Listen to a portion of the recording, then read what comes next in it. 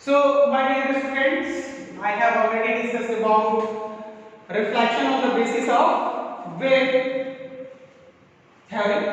अब हम डिस्कस करेंगे रिफ्रैक्शन को हम कैसे वेव थ्योरी के बेस पे एक्सप्लेन करेंगे। बिल्कुल उसी तरीके से एक्सप्लेन करेंगे जैसे कि रिफ्रैक्शन को कर चुके हैं, तो कोई अंतर नहीं पड़ने वाला है।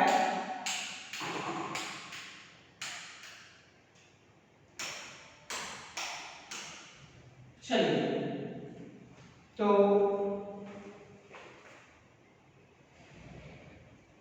चलिए आते हैं हम रिफ्लेक्शन। तो रिफ्लेक्शन को हम डिफाइन करना शुरू करते हैं कि आप जानते हो कि व्हाट इज रिफ्रैक्शन। रिफ्रैक्शन में आप जानते हो कि bending of light when the media when the light travels या wavelet travels from one media to another media. ठीक है, तो ये मान लो एक इंटरफेस है। Let x dash is a interface separating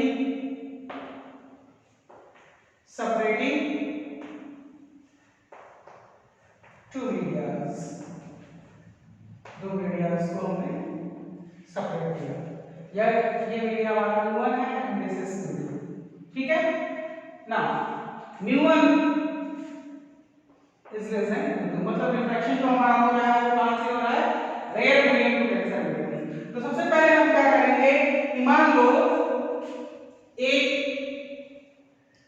primary wavefront incident हो रहा है यहां पे।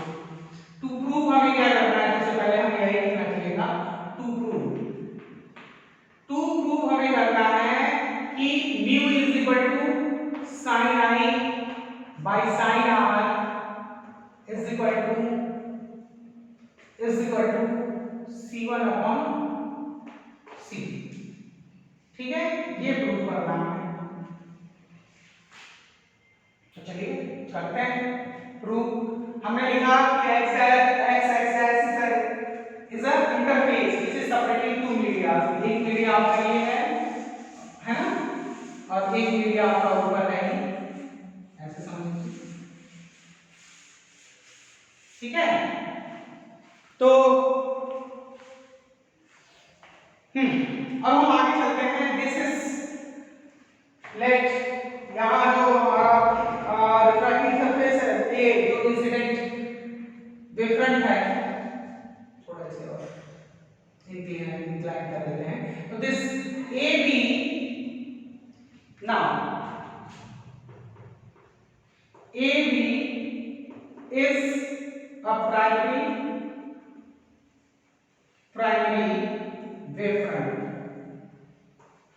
wavefront। तो ए भी एक प्राइमरी वेवफ्रंट है। अब देखो ए से जो ए वेवलेट प्राइमरी वेवलेट होगा वो इंसिडेंट होगा कहां जाएगा, ए डैश से, है ना। कितनी दूरी तय करेगा, ए डैश, क्योंकि सेम मीडियम में डिस्टेंस ट्रैवल कर रहा है, तो c1 * t। ठीक है ना, तो यहां आप लिखोगे कि c1 क्या है, एंड c1 क्या है, c1 इज वेलोसिटी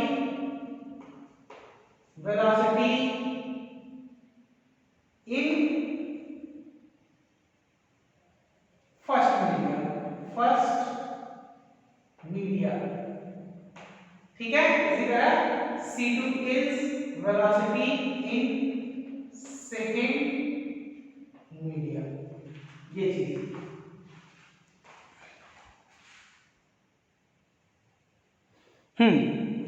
आगे।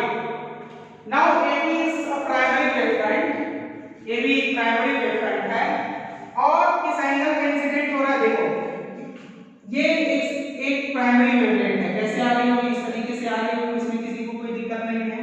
ठीक है, इसी तरह एक वेवलेट यहां से आ रही होगी इस तरीके से, यहां भी किसी को दिक्कत नहीं है। तो अगर हम यहां एक नॉर्मल ड्रॉ करें तो आप जानते हो दिस एंगल ये एंगल क्या होगा, इंसिडेंट एंगल है, इंसिडेंट रे है, नॉर्मल के साथ एंगल ऑफ इंसिडेंस बनाएगा, किसी को कोई दिक्कत नहीं होनी चाहिए, है जी।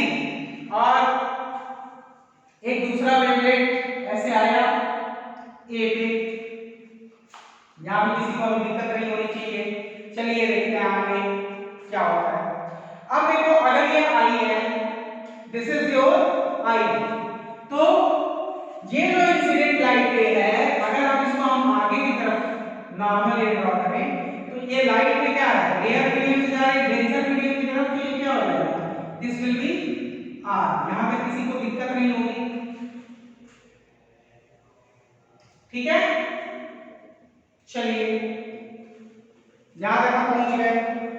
अब आप जानते हो कि ये डेंसर मीडियम है, तो डेंसर मीडियम में वेलोसिटी ऑफ लाइट क्या होगी, c2, और t टाइम में कितनी दूरी तय करेगा, c2 t।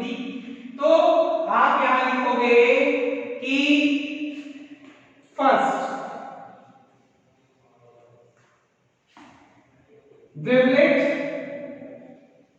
wavelet from A will reach to, कहां रीच कर रहा है, A डैश, है ना, in same media, same media में ट्रैवल कर रहा है ना, देखो सेम मीडिया v1 में ट्रैवल कर रहा है, तो इसको थोड़ा हम क्लियर करें, सेम मीडिया, तो इसका मतलब ये हुआ कि ये a डैश की वैल्यू हमारे पास कितनी आई, a डैश की वैल्यू हमारे पास आ गई c1 t, है जी।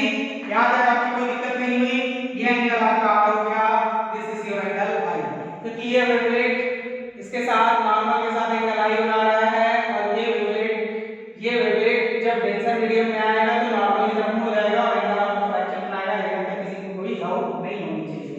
अब आगे आप क्या लिखोगे, यहां तक आपने मामला अपना क्लियर कर दिया। नाउ स्टेप टू में आप लिखोगे कि सेकेंड वेवलेट कौन है, ये सेकेंड वेवलेट कौन से साथ है, बी, सेकेंड वेवलेट ये वाले कौन से हैं, B will reach to B dash, B कहां पहुंचेगा, B dash, B will reach to B dash, ठीक है, इन सेकेंड मीडियम, ठीक है। तो इसका मतलब बी डैश कितना होगा, बी डैश कितना होगा, c2 into t, यहां तक आ गए नियम, यहां तक किसी भाई बंधु को कोई दिक्कत नहीं होगी। चलिए अब थर्ड में कंस्ट्रक्शन करेंगे, थर्ड में हमारा क्या होगा, कंस्ट्रक्शन, तो यहां लिखेंगे कंस्ट्रक्शन, या यहां लिखेंगे कंस्ट्रक्शन, कंस्ट्रक्शन क्या करेंगे, देखिए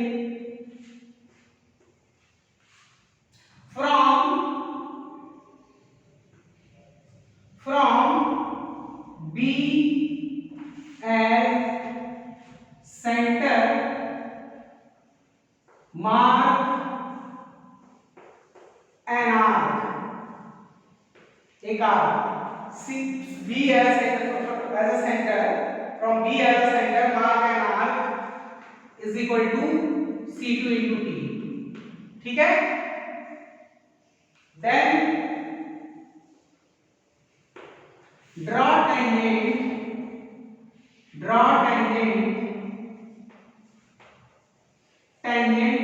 on B, from कहां से, from A dash, A dash से हमने क्या किया, इस पे एक टेंजेंट मार दिया जी, और ये एक आर्क जो हमारी थी यहां से, अब ज्वाइन ज्वाइन करें आप किसको किसको, join B with A dash, join B dash to A dash, join कर दो जी, कर लिया जी हमने।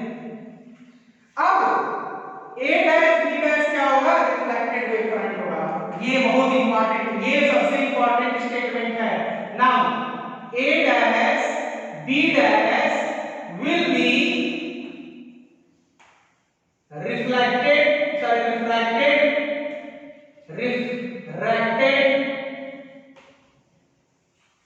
wave front,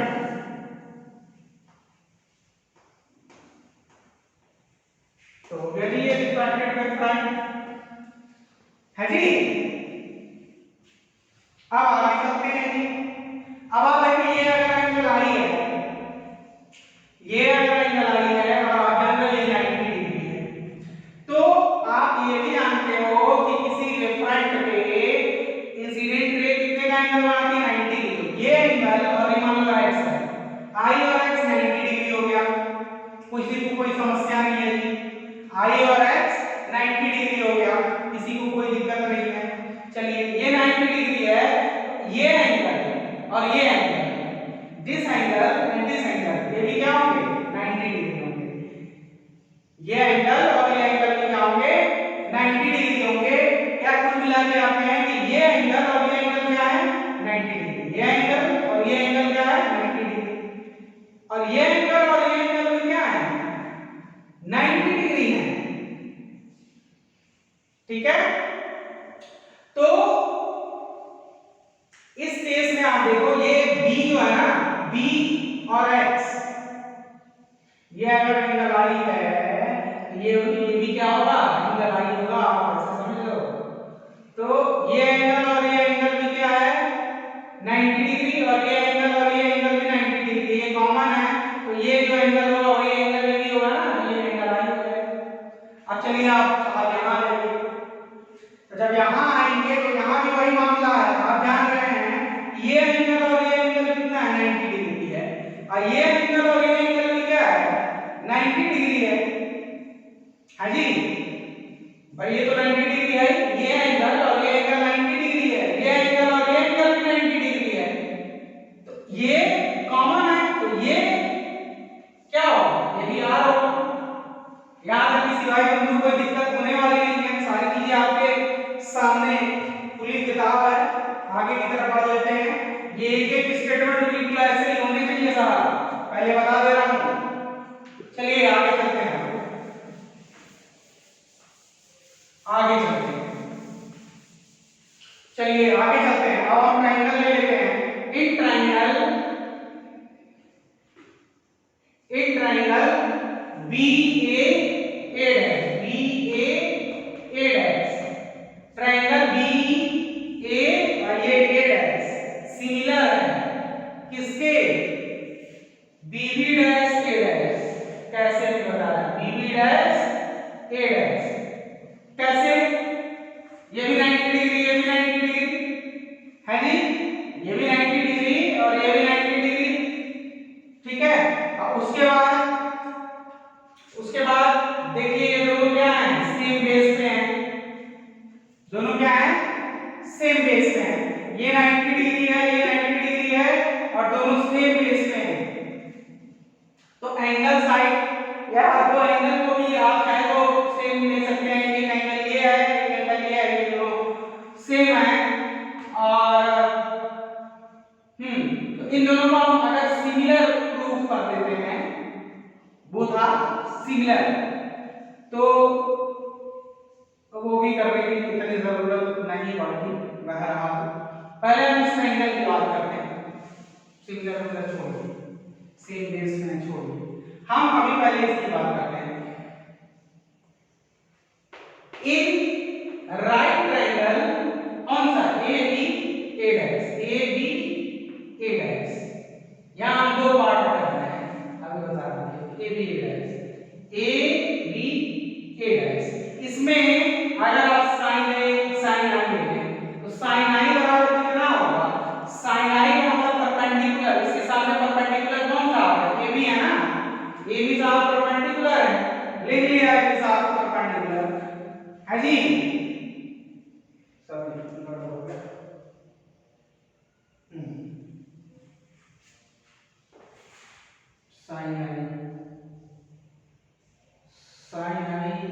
परपेंडिकुलर AB, हाँ AB अपॉन हाइपोटेन्यूज की बात करें तो हाइपोटेन्यूज कौन हो जाएगा BC है जी। तो यहां पहुंच गए हम BC के पास और वहां की तरफ चले गए। ये आई लेना चाहिए था, सॉरी आई है, ये पॉइंट जो है B, ये ना आई होगा, आई होगा। तो sine I is equal to I, देखो ये एंगल अगर हमें लेना है तो हम कैसे लेंगे, ये तो 90 डिग्री होगा, ये आपको पता ही है इसके ऊपर, यानी ये और ये 90 डिग्री। इसी तरीके से ये और ये भी 90 डिग्री, तो कॉमन कौन हुआ है, तो ये भी एंगल आई ही होगा। तो angle i sine I is equal to कितना हो जाएगा, sine I is equal to, इसके सामने परपेंडिकुलर कौन है, दिस, कौन, a डैश, तो a dash upon common base, base common कौन है b a डैश, तो ये चीज कितनी हो गई c1 into d upon b a dash, ये हो गया। चलिए इसको मान लीजिए आप इक्वेशन 1। अब दूसरा ले लीजिए आप ट्रायंगल कौन सा b b dash a dash, b b dash b b dash a dash. अब यहां की बात करें तो आप जान रहे हैं कि sin r is equal to कितना हो जाएगा, sin r यानी परपेंडिकुलर, इनके सामने परपेंडिकुलर कौन है, b b डैश है, और अपन हाइपोटेन्यूज कॉमन है जो कि b a डैश है। कितना हो गया ये, this is c2 into t upon b a dash, ये हो गया जी आपका सेकंड है जी। अब यहां असली सवाल, यहां डिवाइड करिए सेकंड बाय फर्स्ट, बाय करिए फर्स्ट बाय सेकंड, तो क्या हो जाएगा ये sin i upon sin r is equal to what, sin कितनी है ये वैल्यू c1 into t, ये हो जाएगा अपॉन ba, ठीक है, अपॉन ba डैश, इसी तरह ऊपर ba डैश और नीचे c2 into t, ba dash से ba डैश कट गया, आंसर आपका आ गया sin i upon sin r is equal to t से t कैंसिल हो गया, c1 अपॉन c2, और c1 अपॉन c2 क्या होता है, न्यू, यही आपको प्रूफ करना था। तो मामला आपका सेट हो गया। क्या मामला यही सेट हो गया, जी नहीं, आपको एक स्टेटमेंट लिखना होगा, क्या कि a dash b dash will be true refracted wave front if and only if a wavelet from E is reaching to F, है ना, और कितने टाइम में, t टाइम में, तभी b डैश a डैश एक ट्रू रिफ्रैक्टेड वेव फ्रंट होगा। तो इसलिए लास्ट में समापन हम क्या करेंगे, ये सारी चीजें आप लिख चुके हैं, समापन हम कैसे करेंगे इसका, क्या लिखेंगे, अंतिम वाक्य कि a dash b dash will be true refracted wave front if and only if a wavelet from, कहां से, wavelet from E reach to F on secondary wave front at F in same time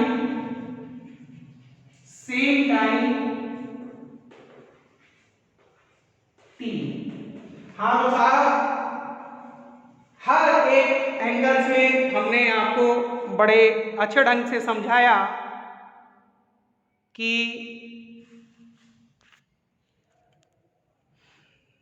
हमने आपको बड़े अच्छे ढंग से समझाया कि रिफ्रैक्शन क्या होता है ना, और उसके लिए जरूरी कंडीशन क्या है।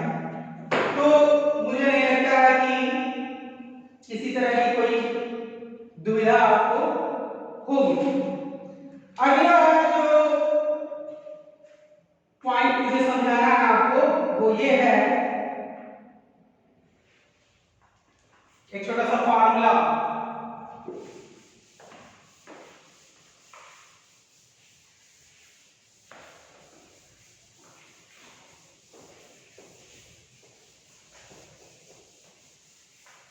न्यूमेरिकल के लिए न्यूमेरिकल के लिए एक बहुत जरूरी चीज आपको बतानी है, आपको ये है कि आप जानते हो ना कि sine i upon sine are is equal to क्या लिखते हो, mu two upon mu one is equal to C one upon C two is equal to lambda one upon lambda two, है ना। तो ये फार्मूला आपको एकदम हमेशा से याद होना चाहिए, ठीक है। तो ये बहुत जरूरी है। इसके बाद बिहेवियर ऑफ दिस हम आपको बताएंगे कि फॉर्मेशन या क्या कहते हैं, formation of wave front through different optical devices, ठीक है ना। कैसा कैसा होगा, तो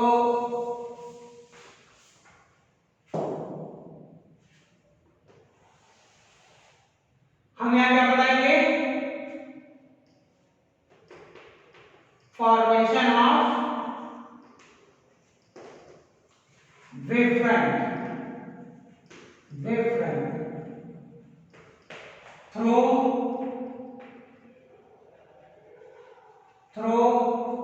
डिफरेंट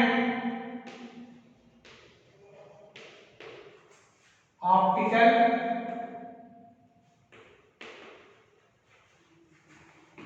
डिवाइसेस। ऑप्टिकल डिवाइसेस में प्रिज्म आ जाएगा आपका, है ना, और बाकी सारी चीजें आ जाएंगी, उसके बारे में हम देखेंगे। तो देखो कैसे, जैसे प्रिज्म, पहला हम ऑप्टिकल डिवाइस प्रिज्म लेते हैं। तो प्रिज्म पे मान लो, देखो ये तुम्हारा प्रिज्म है, ठीक। ये प्रिज्म पे हमने क्या किया, प्राइमरी वेव फ्रंट, ये वेव फ्रंट इंसिडेंट हुआ, ठीक। ये वेव फ्रंट यहाँ पे ऐसे समझो इंसिडेंट हुआ, ठीक है। ये क्या है, वेव फ्रंट है, इंसिडेंट हुआ। तो तुम जान रहे हो कि ये लाइट रे जो है जब ऐसे जाएगी या वेवलेट जाएगा तो सबसे कम दूरी उसको कहां तय करनी पड़ेगी, सबसे ऊपर, क्योंकि उसको ग्लास में सबसे कम दूरी तय करनी पड़ेगी। तो ये वाला वेवलेट जो होगा सबसे आगे चला जाएगा, ये वाला वेवलेट यहां पहुंच जाएगा। जबकि तीन वेवलेट्स हम लेंगे हमेशा, एक वेवलेट बी है, तो ये यहां वाला कौन सा पहुंच गया, ए डैश। बी वाला ठीक है, यहां तक तो ठीक ठाक चलेगा, लेकिन यहां इसको लंबी दूरी तय करनी है, और इसमें ग्लास में वेवलेट की स्पीड क्या होती है, घट जाती है। तो ये क्या होगा, कम दूरी तय करेगा, वो यहीं तक पहुंच पाएगा, यानी कहां तक पहुंच पाएगा, बी डैश तक ही पहुंच पाएगा, ठीक है। कहां तक पहुंच पाएगा, बी डैश तक ही पहुंच पाएगा। अब आखिर में सी की बारी आती है, तो सी को तो पूरी की पूरी दूरी ही, हमको वेव फ्रंट कब चाहिए, एट टाइम टी। तो टाइम टी पे ए कहां पहुंच रहा है, ए डैश पे, बी बी डैश पे, और सी कहां पहुंच रहा है, सी डैश पे। और हमको, आपको याद है, आपको अच्छी तरीके से याद है कि हमें बताया गया था, कि हमें बताया था आगे में कि हमको अगर सेकेंडरी वेव फ्रंट ड्रॉ करना है तो हम क्या करते हैं, टेंजेंट ड्रॉ करते हैं। ये टेंजेंट ड्रॉ कर दिया, तो ये A dash B dash C dash ये क्या है, टिल्ट हो गया है, ठीक है। तो जो वेव फ्रंट होगा वो हमको कैसा मिलेगा, secondary wave front tilted through इससे, तो tilted secondary wavefront will obtain in prism, ठीक है। इसको यहां लिखना चाहिए था कि नेचर, बस बस हो गया सर, बस हो गया, nature of secondary wave front. तो इसको यहां लिखना चाहिए था। अगर प्रिज्म है तो सेकेंडरी वेव फ्रंट जो होगा कौन है यहाँ पे, A dash B dash C dash will be tilted in prism, ठीक है। अब देखो दूसरा, जब एक तो प्रिज्म हो गया, प्रिज्म के बाद अगला एग्जांपल हम ले लेते हैं कन्वेक्स लेंस का। कन्वेक्स लेंस का ऐसा बना है कन्वेक्स लेंस, तो ये कन्वेक्स लेंस ऐसा बना दिया, इस पे हमने क्या किया, ये प्राइमरी वेव फ्रंट है ना, ये वेव फ्रंट क्या है हमारा प्राइमरी वेव फ्रंट, इस पे इंसिडेंट किया। तो देखो यहां हमने तीन वेवलेट्स लिए, ए बी और सी। तो ए को सबसे कम दूरी तय करनी है ग्लास में, तो ये सबसे आगे निकल जाएगा, बी को थोड़ा ज्यादा करना है तो ये यहीं तक पहुंच पाएगा, और सी को भी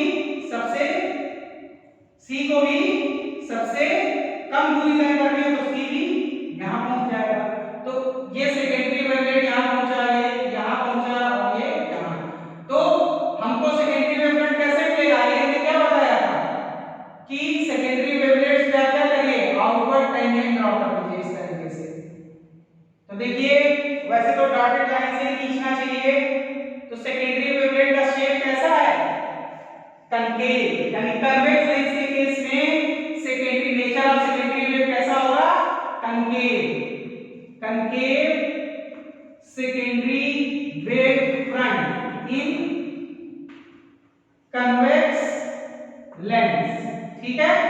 अच्छा, इसके बाद मान लीजिए तीसरा हमने ले लिया क्या, कनकेव लेंस ले लिया, जी कनकेव लेंस। तो ये हमारा कनकेव लेंस हो गया। अब देखो बच्चों, कनकेव लेंस के केस में,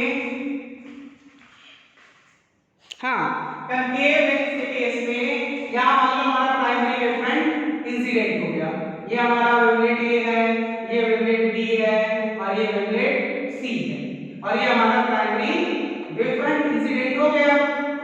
तो अब देखो ए सबसे ज्यादा दूरी ग्लास में किसको तय करनी पड़ेगी, ए की, तो ए कहां तक जा पाएगा, मुश्किल से यहीं तक क्या मान लो, और सबसे कम दूरी किसको तय करनी पड़ेगी ग्लास में, बी को, इसलिए बी लंबी दूरी तय कर पाएगा, यानी कहां तक पहुंच जाएगा, टी टाइम पे ही, एट टी। इसी तरह सी भी कहां तक पहुंच पाएगा, यहीं तक पहुंच पाएगा। और जैसा कि आइगन ने कहा है हमको सेकेंडरी वेव फ्रंट चाहिए, तो हम क्या करेंगे, आउटवर्ड टेंजेंट ड्रॉ करेंगे। तो ये जो हमको A dash B dash C dash मिला, यही क्या है, ये है वेव फ्रंट, किसके द्वारा बना हुआ, कनकेव के द्वारा। तो कनकेव के द्वारा तो हमको क्या मिलेगा, कन्वेक्स में देखो कन्वेक्स मिल रहा है ना, convex secondary wave front will obtain किसमें, इन कनकेव लेंस, ठीक है। तो ये सारी चीजें हो गई, कनकेव लेंस की भी बातें हो गई। अब हम मिरर पे आ जाते हैं बच्चों। तो मिरर पे आते हैं, एक मिटा दें, ये चीजें आप नोट कर चुके होंगे। तो कनकेव लेंसेस पे आ जाते हैं, मिरर पे आ जाते हैं,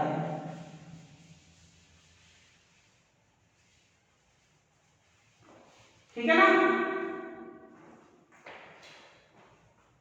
तो इस बार देखो क्या होगा, इस बार हमने कौन सा लेंस लिया, चलो कनकेव लेंस ले लेते हैं, मिरर ले लेते हैं। इस बार क्या है, कनकेव मिरर। तो कनकेव मिरर जब हम लेंगे, तो ये तुम्हारा कनकेव मिरर हो गया, इस पे हमने क्या किया, प्राइमरी वेव फ्रंट इंसर्ट किया, प्राइमरी वेव फ्रंट इंसिडेंट किया, तीन वेवलेट्स ले लिए, ए बी और सी। देखो ए जाएगा ऐसे, बी जाएगा इससे, सबसे ज्यादा लंबी दूरी तय करनी पड़ेगी, और सी को भी नहीं।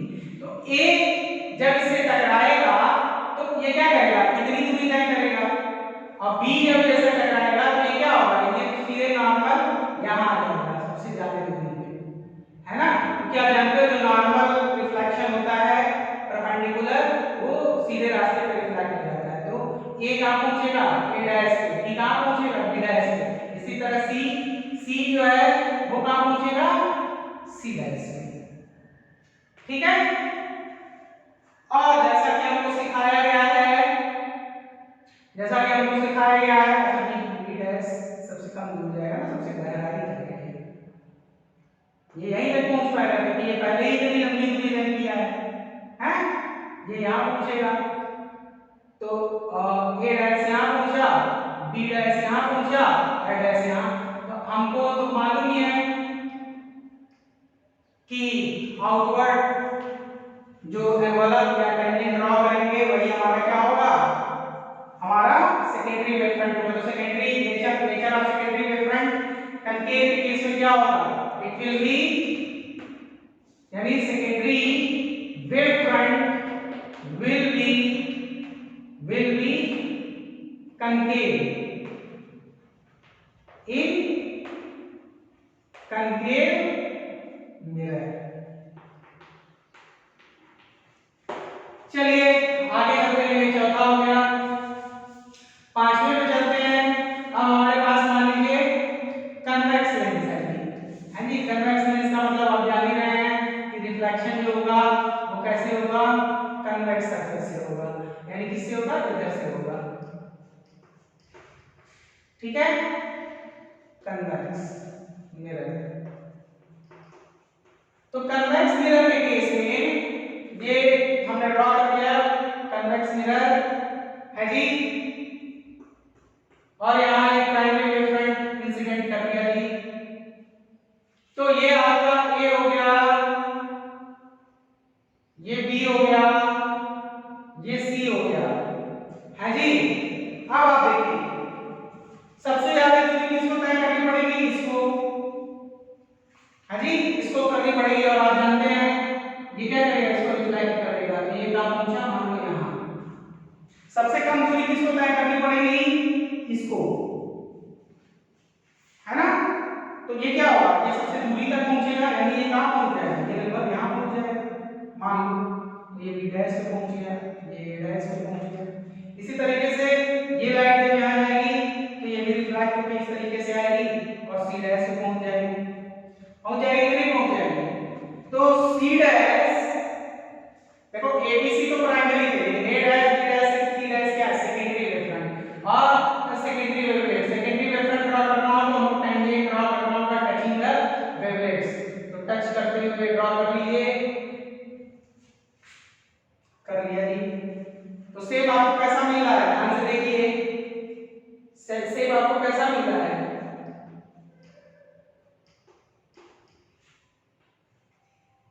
ऐसा ही तो मिल रहा है। सेम कैसा मिल रहा है, कन्वेक्स।